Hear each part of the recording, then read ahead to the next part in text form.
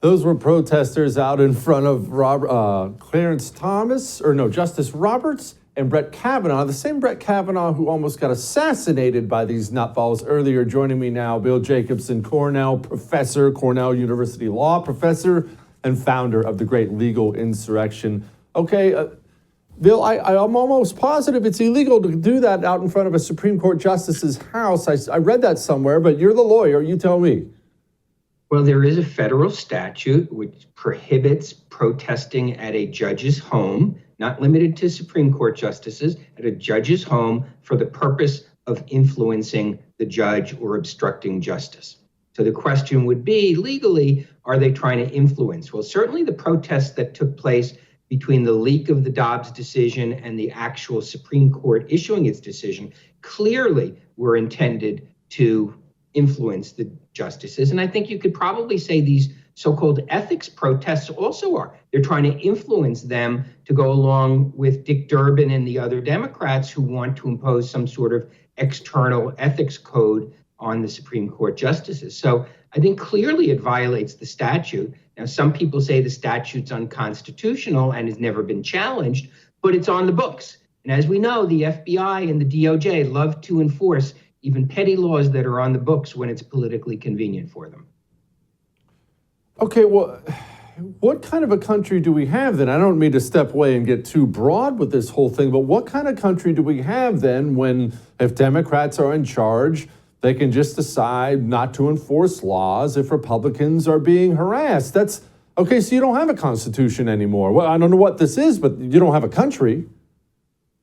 Well, that is a problem. I mean, it's unheard of. I've never heard of until after, when the Dobbs decision leaked, protests at Supreme Court justices' homes. I mean, that was unthinkable. And the White House was reticent to criticize it. Call it illegal. It was a nod and a wink to these protesters and, Democrat politicians as well. So I think it's very, very frightening because what it says is it's essentially mob rule. Whoever controls the streets is going to control everything. And that's obviously not the way it needs to be. So it's an extremely troublesome development that DOJ, which can be extremely aggressive, including prosecuting people for parading on January 6th, will not enforce a statute that is on the books, is the law of the land right now, which says they can't be doing what they're doing. And so I think that's extremely troubling, but it's typical of what's happened with Merrick Garland and with the Biden Department of Justice. Everything seems to be political these days. Everything's political. All right, well, let's move on then to this. It's very obvious there's been a ramp up in attacks on Supreme Court justices, not just the attempted assassination of Kavanaugh, the smearing of Clarence Thomas, which I know is nothing new, but that's obviously ramped up.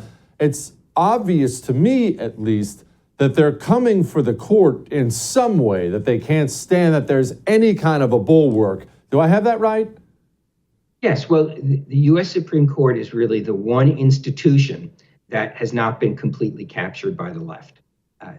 Congress goes back and forth, but certainly the Supreme Court conservative majority is going to be there for a long time. And it is driving them absolutely crazy that they can't control absolutely everything. And so I think it's a three-part game that they're playing. One is simply to diminish the influence of the court and diminish the respect of the court. And therefore, you have calls for people from the progressive movement, but others also, to disregard Supreme Court decisions, disregard court decisions. So it's to limit the influence of the court.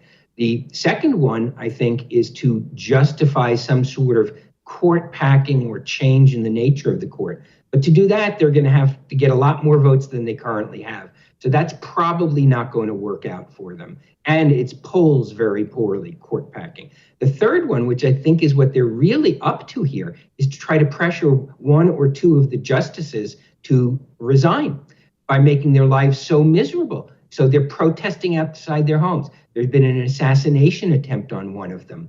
They are going after family members now.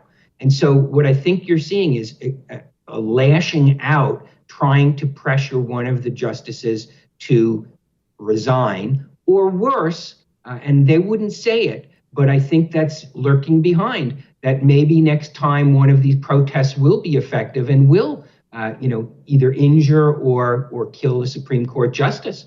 And I think that's part of what the game plan here is. Of course, they'd never say that, and that probably isn't the game plan of Dick Durbin. But these crazy activists who are out in front of the House, I think, are up to no good, and I think there should be a lot more protection for these justices than they're getting. Why is it a big deal that the Dobbs decision leaked and that they've never found the guy? The guy or the gal, we don't know who it is. Yeah. Because that is part of this effort to undermine the court. This undermining of the court is not a new thing. It didn't start with the leak of the Dobbs. The Dobbs leak was, in effect, the symptom of the bigger problem, which is a lack of respect for the court, as long as it's controlled by a conservative majority. So it undermines the court's ability to deliberate, to express views to each other. Initial decisions are not always the final decision. And if justices can't feel free to share their thoughts with other justices, that in and of itself obstructs the normal administration of justice. It also it sets a precedent. It sets a negative precedent that you can do this and get away with it. So what's the next thing that somebody's going to do that they're going to get away with? So once you break a norm, once you say that the things that have always guided us, even if they're not written in law and they're not written in stone, but they've always guided us as normative, normal behavior, no longer apply, then there's a whole slew of things that can happen. I have great news. If you enjoyed that, I have a YouTube channel you can subscribe to. Whatever I do, it'll be right there on YouTube, so go subscribe today.